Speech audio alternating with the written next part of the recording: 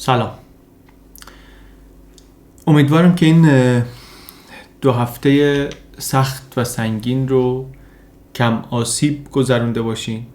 اگرم آسیب زیادی دیدین و آسیب سختی دیدین، خودتون و نزدیکانتون براتون آرزوی صبر و آرامش میکنم. از شروع حمله اسرائیل به ایران تا امروز که جمعه 6 تیر 27 جون 2025 خیلی دوره سختی بود.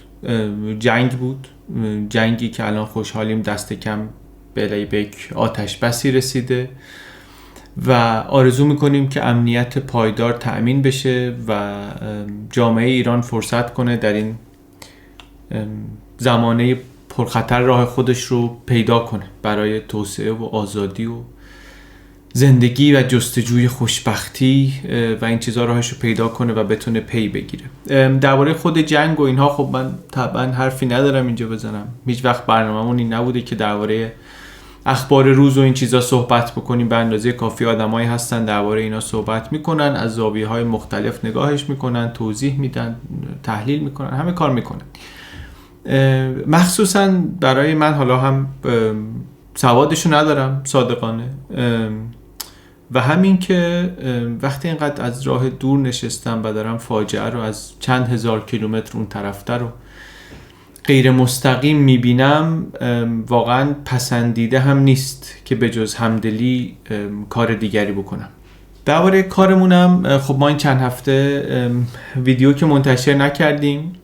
پادکستم فصل 8 پادکست بی پلاس آماده بود ولی انتشار اون رو هم متوقف کردیم، دست نگه داشتیم، جلوشو گرفتیم، گذاشتیمش فعلا برای آخرین چهارشنبه تیر از اونجا شروع کنیم و بعد حالا آخرین چهارشنبه هر ماه یه ماه در واقع انداختیم عقب دوباره. تو اون شرایط جنگی و اینا واقعا مثلا آدمای کمی هم هستن که حوصله و تمرکز و امکان این رو داشته باشن که بخوان بیان مثلا یک ویدیوهای مثل کارهای ما رو ببینن. من خودم هم اینطوری بودم، خیلی چیزایی رو که در شرایط عادی میدم طبعا اینجا اون موقع نمیتونستم ببینم، ولی توی همون وضعیت وقتی که یک فراغتی از نگرانی‌های شخصی و نگرانی‌های خانوادگی و نگرانی‌های اجتماعی و نگرانی‌های ملی و اینها پیدا میشد و میخواستم که مقدار مثلا فکر کنم به اوضاع، تلاش کنم که سر در بیارم ازش و اینا، ذهنم میرفت سراغ چیزایی که قبلا اینجا کار کردیم، میرفت سراغ کتابخونه مختصری که توی این چند سال توی ذهنم درست شده. همین کتابایی که خوندیم توی بی پلاس، همین ویدیوهایی که درست کردیم و اینا، هر کدومش انگار یه پرونده شده، یه فایلی شده، رفته توی یه کتابخونه توی ذهن من.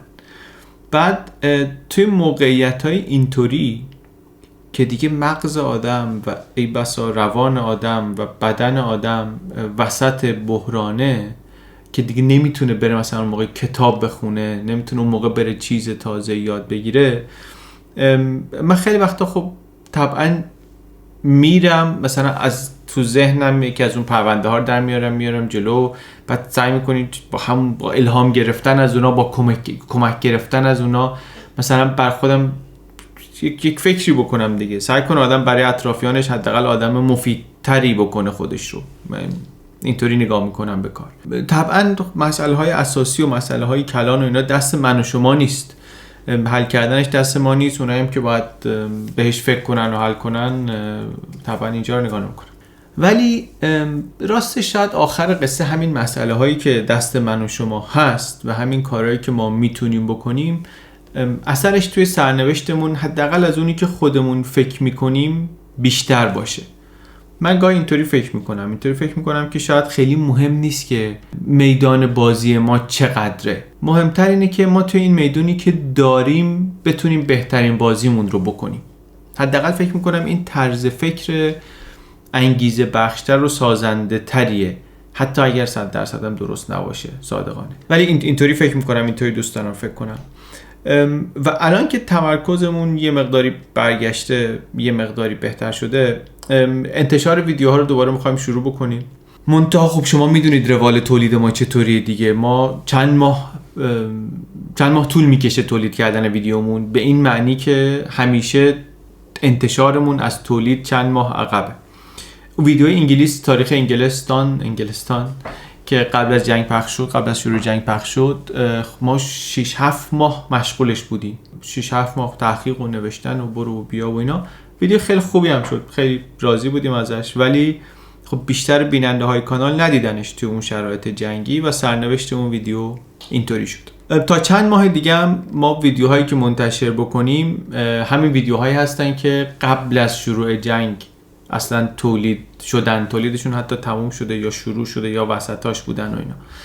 ولی واقعیت اینه که ما در وضعیت جدیدی هستیم. الان اوضاع خیلی سریع تغییر میکنه. ما الان توی وضعیت تازه هستیم و توی این وضعیت تازه طبعاً کنجکاوی‌های تازه هم داریم، مخصوصاً با این موضوعاتی که ما کار میکنیم.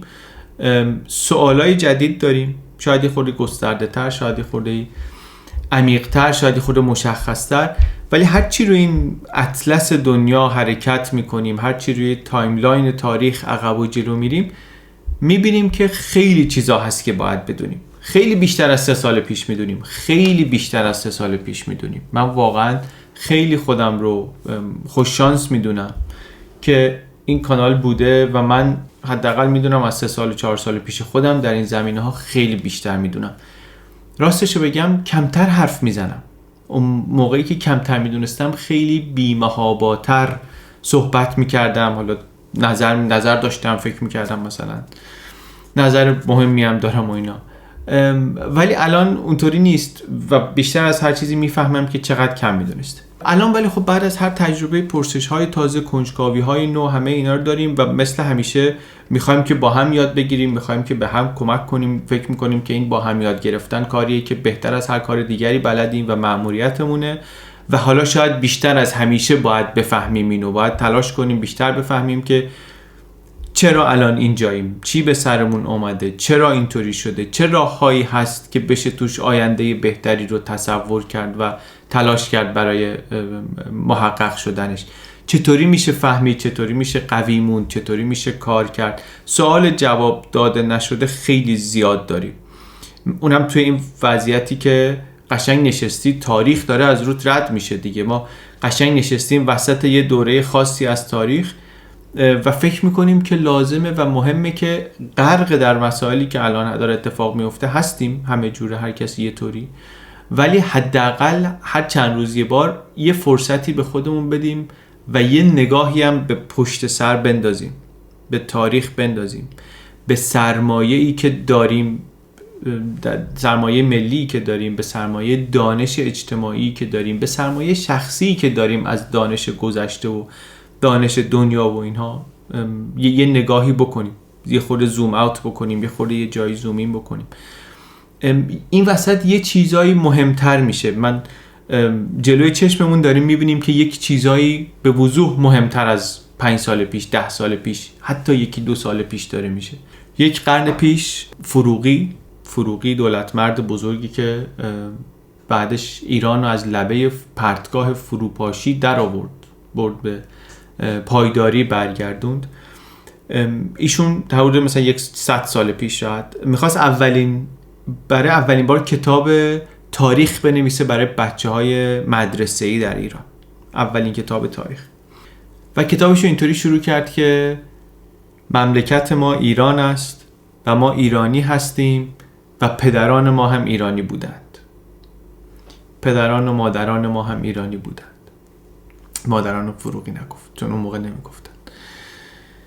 این موضوع مسئله ملی که 100 ساله برای خیلی از نخبه های ایران مهمه، به نظر میاد توجه داره بهش بیشتر میشه، قدرش داره بیشتر دونسته میشه، کم کم اهمیتش داره برجسته تر میشه. توی همین دوره هم داریم میبینیم و یه بخشش حالا این چیزیه که توی اخبار و توی رسانه ها و اینا میبینیم. هر کسی میخواد از این کلاه خودشو بدوزه دیگه، از این نمد، هر کسی میخواد داستان خودشو با همین چیز بگه. ولی همینم یه قدم بیایم عقب‌تر، به این مسئله هم یه خورده عمیق‌تر فکر کنیم، سوالای مهم توش به وجود میاد. سوالای این که خب اصلا یعنی چی این که میگیم دولت ملی؟ این یعنی چی؟ یه خورده عجیبه، یه خورده به نظر مسئله میاد که این باید خیلی واضح باشه، ولی ما عادت بهش نداریم. یه دولتی که مسئولیت خودش رو محدود تعریف میکنه به یک ملت، فکر کنیم این دولت چطوری باید فکر کنه، چطوری باید تصمیم بگیره، چطوری باید حرف بزنه. دولت ملی یعنی دولتی که مسئولیتش در یک ملت تعریف شده، اولویتش یک ملته، وظیفش چیه، اولویتاش چی باید باشه. این یعنی چی اون وقت؟ تجربه دنیا، تاریخ دنیا چی میگه درباره دولتایی که وظایفی برای خودشون تعریف میکنن فراتر از قلمرو حکومت خودشون؟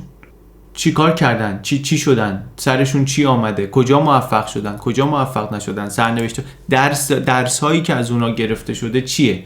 تجربه خود ما چی میگه درباره این؟ میشه یه قدم بریم عقب‌تر به این فکر کنیم. میشه اصلا اینطوری نگاه کنیم که چه کشورهایی، چه ملتایی این توانایی رو داشتن که بتونن از تجربه های سخت و سنگین درس بگیرن و مسیرشون اصلاح کنن، مسیر بهتری رو شروع بکنن. یه ملتایی که سر یه بزنگاه‌های خطرناکی نیاز به تغییر رو شناسایی کردن و ارادش رو هم داشتن و امکانش رو هم داشتن یا پیدا کردن یا ساختن که این تغییرات رو کم هزینه مدیریت کنن. چیکار کردن؟ از تجربه یاد گرفتن، مسیر رو اصلاح کردن. اینا نمونه‌هاش در تاریخ کجاست؟ ما که برامون واضحه که لازمه. نمونه‌هاش در تاریخ کجاست؟ چطوری انجام میشه؟ اصلا خود ایران تجربهش از جنگ چیه؟ از حس‌های مختلفی که بعد از جنگ میتونه بیاد، از حس تحقیر، از حس شکست، از حس غرور، از حس پیروزی، از حس بلا تکلیفی، از تجربه حمله، تجربه اشغال، تجربه مقاومت موفق، مقاومت ناموفق. تاریخ ما خیلی از این نمونه ها داره، واقعا همه جورش رو هم داره. این ملتی که صدها بار در طول تاریخ بهش حمله شده، چی توی ژنش یادگاری مونده از این چیزا؟ خوب و بد چی مونده؟ مفید و مضر چی مونده؟ چقدر پذیرفتن واقعیت و درس گرفتن از تجربه در ما هست؟ چقدر هست؟ چقدر انکار واقعیت در ما هست؟ خیلی مهمه، خیلی. برای حالا هرچی تاریخ طولانی تر احتمالاً مهمتر، هرچی در معرض تنش‌های بیشتر این توانایی‌ها، این مهارت‌های ملی شاید اسمش بشه گفت، مهمتر، ضروری‌تر، حیاتی‌تر. هر کدوم اینا چه اثری میذاره روی گفتگوهای اجتماعی ما، گفتگوهای فکری ما در سالها و دهه‌های بعد در جامعه. هر کدوم این تجربه‌های گذشته تا چند سال گفتگوها رو تعیین میکنن، تا چند سال، چند دهه. ما درباره تاریخ چند دهه پیشمون داغ داریم گفتگو میکنیم، مناظره های رگ گردنی اتفاق میفته. این تجربه ها رو چطوری جامعه میاد پروسس میکنه، چطوری بهش فکر میکنه در گذر زمان؟ اینا موضوعاتی که کنجکاویایی که توی مدت من بهش فکر کردم. یا موضوع دیگه، کنجکاوی درباره رابطه کشورهای دیگه با ایران مشخصا. سیاست کشورها درباره ایران، این از کجا میاد؟ همش مربوط به حکومت ایرانه، مربوط به سیاست‌های حکومته، یا نه یه چیزایی هم هست که پایش در ژئوپلیتیک، ممکنه فارغ از حکومت و سیاست‌هاش بشه یک روند مشابهی رو توش دید و شناسایی کرد؟ و اگر اینه، آیا این به معنی اینه که دست سیاستمدار بسته است، دست این ملت و جامعه بسته است، هیچ مانوری نمیتونه بده؟ یا اینکه به معنی اینه که سیاستمدار و جامعه و ملت باید اتفاقاً اونا رو شناسایی کنه و برای اونا راه حل پیدا کنه، بر اساس اون، اگر روند تاریخی شناسایی میکنه، نقطه ضعفش رو توی اون ببینه، نقطه قوتش رو هم توی اون ببینه. فکری اگر میکنه، آینده‌ای اگر تصور میکنه، با نگاه به این تاریخ و این جغرافیا اون آینده رو تصور کنه و بهش فکر بکنه. ذهنی و چه برای خودمون، چه میگم کشورهای خارجی به ایران چطوری فکر میکنن. ذهنیت تصمیم سازها و تصمیم گیرهای آمریکایی درباره ایران چطوری ساخته شده؟ خب معلومه که مهمه، داریم میبینیم که مهمه دیگه. فکری که اونها میکنن مهمه، دوست داشته باشیم نداشته باشیم در سرنوشت ما مهمه. خب لازمه که بر من جالب شده که ببینم چه آدمای مهمی در این قرن گذشته در آمریکا درباره ایران فکر کردن و نوشتن و ایده دادن و ایده هاشون اثرگذار بوده. ایده هایی دادن که شکل داده، به ذهنیت تصمیم گیرها و تصمیم سازها شکل داده. ایده هایی که ممکنه چند دهه، قرنی پایدار مونده باشه، ماندگار مونده باشه اثرش. اینم یه کنجکاویه. این که اصلا این دنیایی که الان داریم میبینیم چقدر عجیب داره عوض میشه جلوی چشممون. دنیای آینده چه جور دنیایی میشه؟ جلوی چشممون داریم میبینیم یکی یکی مؤلفه های اون نظمی که فکر میکردیم در دنیا وجود داره و واقعا هم تا یه حدی وجود داشت شل کن صفر کن کار میکرد، یکی یکی اونا داره بی اعتبار میشه و تصویر نظم جدید هنوز واضح نشده. هر کسی داره یه داستانی میگه، خیلی‌ها دارن داستان‌های مختلف تعریف میکنن که نظم جدید اینه، ولی چیه واقعا؟ چه نظریه هایی هست؟ چیا دارن دربارش میگن؟ آیا اونطوری که بعضیا میگن ما شاهد پایان یک امپراتوری هستیم، داریم میبینیم یه امپراتوری داره تمام میشه؟ اگه اینطوریه، این بهانه خوبیه که نگاه کنیم ببینیم امپراتوری‌های بزرگ چطوری تموم شدن. وقتی تموم شدن چی شد؟ چه بر سر دنیا اومد؟ چی به سر اون نظم قبلی اومد؟ چطوری انتقال اتفاق افتاد؟ برای ایران چه اتفاقی افتاد وقتی که نظم دنیا عوض شده؟ اگه این اتفاق چند بار افتاده، خب ایران که این همه قرنه که اینجا هست، توی این تغییرات نظم دنیا چه اتفاقایی برای ما افتاده؟ یه خورده درباره این چیزا صحبت کردیم. اینا خیلیش موضوعات کاملا تازه‌ای برای ما نیست که دفعه اول باشه می‌خوایم دربارش صحبت کنیم، ولی برجسته‌تر شده. بعضی از اینا برای من برجسته‌تر شده. یه سری چیزایی اینایی که گفتم الان که من توی این مدت بهشون فکر کردم و فکر میکنم بعضی از شما هم بعضی از همین چیزها احتمالاً به ذهنتون رسیده، بعضیاتون هم چیزهای دیگری، چیزهایی بوده که توی این روزها گاهی یهو مثلا فکر کردین که کاش درباره این یه خورده بیشتر میدونستم، کاش بی پلاس مثلا درباره اینم صحبت کرده بود، چه از نگاه به گذشته چه درباره سناریوهای ممکن برای آینده. من دوست دارم بدونم شما چی فکر میکنید. مثل همیشه دوست دارم نظر شما رو بدونم. دوست دارم یه خورده با هم درباره این صحبت بکنیم. معمولا این همفکری‌ها دیدین دیگه، ما حتی اگه ازش موضوع مستقیمی هم برای ویدیوهامون در نیاد، گفتگوه، یک سرنخ‌هایی در میاد که بعداً ممکنه توی یه ویدیوی خودشون رو نشون بده، ممکنه هم هست نشون نده، ولی این میاد تو ذهن من که ای چه سوال جالبی، برم ببینم درباره این سوالم میشه چیزی پیدا کرد. ممکنه چیزی پیدا نکنیم، ممکنه به جایی نرسیم، ممکنه فکر نکنیم که میتونیم ویدیویی بسازیم، ولی خیلی دوست دارم که بدونم شما چی فکر میکنید. مهمه برام، واقعا برام مهمه و برای کانال هم مهمه. هم اینجا کامنت بذارین، همین که حالا چند تا پست مشخص‌تر توی کامیونیتی میذاریم که دقیقاً مثلا دنبال چی هستیم و اینا، اونجا هم بنویسین، خوبه ما میخونیم، همه اینا رو میخونیم و بهشون فکر میکنیم و امیدوارم که پنجشنبه دیگه بتونیم شروع کنیم ویدیوها رو یکی یکی دوباره منتشر کنیم. یک خواهشی هم دارم، در شرایط اینطوری کانالایی که محتوای خبری، سیاسی، محتوای مثلا داغ هیجانی اینا درست نمیکنن، اینا آسیب میبینن.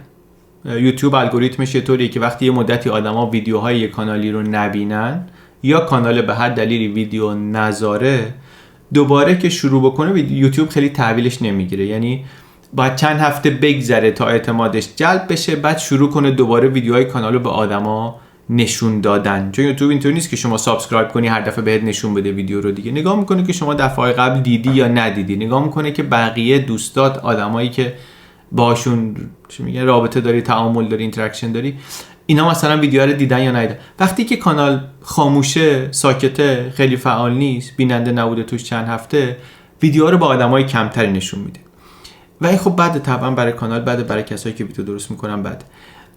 خیلی مهمه، خیلی مهمه که توی این وضعیت اینطوری اگر که میتونین اون کانالایی رو که دوست دارین کمکشون کنین. کانالایی که درست فکر میکنین یه صدایی هستن که خوبه که باشن، خوبه که این صدا باشه، خوبه که این صدا تولید بشه، بیاد توی فضا به فارسی درباره این چیزا صحبت بشه و اینطوری حرف زده بشه. توی این شرایط به این کانالا برسین هم منظورم این نیست که پول بدین. کلا منظورم وقتی درباره این صحبت میکنم منظورم بی پلاس نیست. منظورم مطلقاً من الان دارم درباره بی پلاس صحبت میکنم. خود حرف کلی تر دارم میزنم، کاری که خودم هم میکنم و خواهم کرد. منظورم از رسیدنم اینه که برین ویدیوهاشون رو ببینین. اگه ویدیو تازه نذاشتن ویدیوهای قدیمی رو ببینین، برین کامنت بذارین، برین لایک بزنین. این کارهای خیلی مهمیه برای کانالایی که خبری سیاسی نیستن، مخصوصا کانالای متوسط و کوچیکتر و اینا، اگر که دوست دارین بتونن برنامه درست کنن و ادامه بدن اینا، ویدیوهای قدیمیشون رو اگه ویدیوهای جدید میذارن، ویدیوهای جدیدشون رو، مخصوصا میگم کانالای غیر هیجانی، یه کانالی که لازم هم نیست حتما فنش باشین، لازم هم نیست این کانالی باشه که از اون کانالایی باشه که خودتون میگین من اینو هرچی میذاره میبینم یا همشو دیدم یا برای بقیه میفرستم. معیار رو این نذارین، معیار رو بذارین این که اینجا من میبینم که یه آدمی میاد، من دیدم که مثلا چند بار میاد حرف معقول حرف میزنه، مثلا من چند تا ویدیو ازش دیدم، ممکنه باهاش موافق باشین، ممکنه نباشین، ولی همین کانالایی که چند بار ازشون ویدیو دیدین رندوم و پسندیدین، به نظرتون شارلاتان نبوده، کلاهبردار نبوده، آدم رند سیاسی و اینا نبوده، برین سراغشون، کامنت و لایک و اینا بزنین، فعالیت بکنین توی پیجشون که یوتیوب هم دوباره بهشون ویترین بده و بتونن با تلفات کمتر برگردن و کار رو ادامه بدن. برای هممون به نظرم بهتره و مهمه که کمک کنیم که همچین فضایی همچنان باشه و ادامه داشته باشه و رشد کنه به فارسی. خیلی به نظرم این مهمه، هرچی جلوتر هم میریم مهمتر میشه. امیدوارم که دیگه اینو تونسته باشم درست بگم.